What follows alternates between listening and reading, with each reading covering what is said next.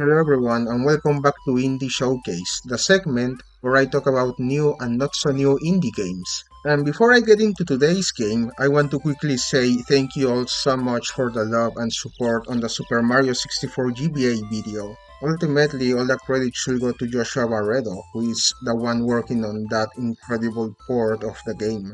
I only just covered it to the best of my abilities. But I feel that video definitely helped more people discovering who I am and what my channel is about, which is really covering interesting and often overlooked topics when it comes to video games. So yeah, welcome to everyone who subbed from that video. I hope you enjoy all the content that I have planned for the future as well as content that is already in the channel. So yeah. Anyway, today I want to talk about a game that I was actually looking forward for a while, and it's none other than Frogun Encore. This is a game made by Molegato, and a sequel to the 2022 game Frogun, which is a game that I also covered in the past, although I only covered the demo and not the full game, since that was all that was available when I covered the first game. For those of you who don't know, I'm someone who has a special place in his heart for old school 3D platformers, and Frogun is one of those indie games that draws a lot of inspiration from those games. Most notably stuff like Chameleon Twist, which is a game that I actually never played. But you could also say it has inspiration from games like Crash Bandicoot, Spyro, and Croc. It does have that cool blend of old school platformers with a brand new identity to it, which is something that I always strive for whenever I play a new indie game with very obvious inspiration behind it. The story of this game follows the main character, Renata, a couple years after beating Beelzebub, who I'm gonna assume is the final boss of the first game, and both her and his companions Jake and Heather are approached by a gang of bees, whose goal is to bring him back. And now it's up to us to travel around the world to prevent it. Now, there's a couple things that you need to keep in mind. First off, I have not beat the first game, and second, I only played an hour of this new game in order to give off my initial thoughts and review of it in a simple manner. Because, as you may or may not know, this is essentially a segment that I do kind of loosely in between working my full-time job and working on longer and better crafted videos, so I hope you bear with me. While Frogun Encore serves as a direct sequel to Frogun, it definitely does feel like a new game and not just something like a DLC. A lot of the core mechanics and visuals are intact, but it does have some new aspects to it, including, but not limited to, a brand new camera perspective and also being able to double jump, something that, as far as I know, was not possible in the first game. It's also worth mentioning that controlling the camera doesn't seem possible in this game, at least as far as I know, which might not be the biggest issue ever, but it's something that personally helped me during the exploration of levels in Frogun 1. Obviously, being able to use your frog companion as a gun remains being the main feature of the game, and one that will let you do stuff like killing enemies and reaching otherwise difficult areas to keep progressing in the levels. One thing the player will also notice is that the world map changed, from you just walking around in a cubic area in the first game to flying in an airplane through a bigger map, and even being able to buy stuff from a boss from the first game who seems to be on your side now, for some reason. But yeah, after the first area of the game, we venture into a desert/Egypt type of level, which is a brand new theme not present in the first game.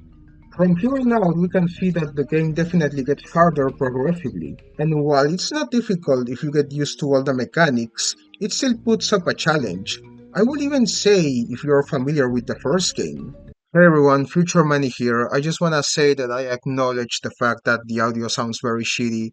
I'm using my laptop microphone, which, I will not expect this from said microphone, which should be a good one, but apparently it's not the best. So next time I do a video, I'm gonna take your guys' advice and I'm going to use the smartphone microphone and we'll see how that goes.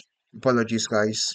There's also a couple new mechanics that you come across as you progress into the game, such as being able to grab and toss explosive red bases into rocks to make them explode, and also timing your jumps right when holding onto these jars while doing platformer in order for them to not deal you any damage. As expected, at the end of every world we get to a boss fight. Once again, I have not completed this game, so I really have no idea what the bosses look other than the first one, which I gotta say, it's a bit challenging but still a fun fight.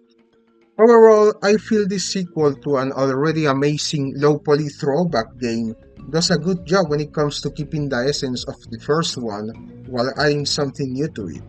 It definitely does feel like a proper sequel and not just more of the same. And while I will not be opposed to it looking the same as Frogun 1, but with brand new levels, I think it was good to see Molegato take the risk and change things up a little bit. Definitely give it a shot if you can, and again, don't forget to always support indie developers. It is thanks to them that we get to enjoy a lot of awesome stuff that we probably will not get from AAA companies who only care about putting out massively overworked games that feel like they need to be masterpieces. Of course, no shade to those games, but definitely giving this a shot too. They're cool and I will always keep covering them in my channel. But yeah, that's it for this video.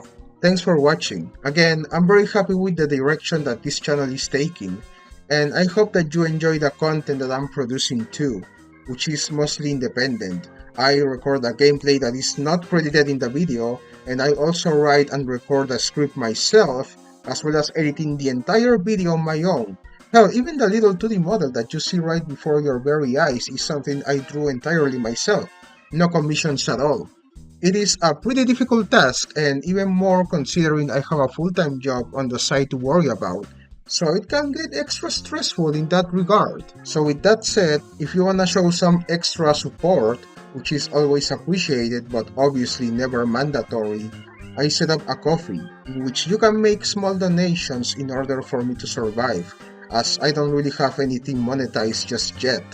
And another way you can support me is by coming by my Twitch channel and just hanging out for a bit and chatting, as I'm still grinding for affiliate and it's really difficult.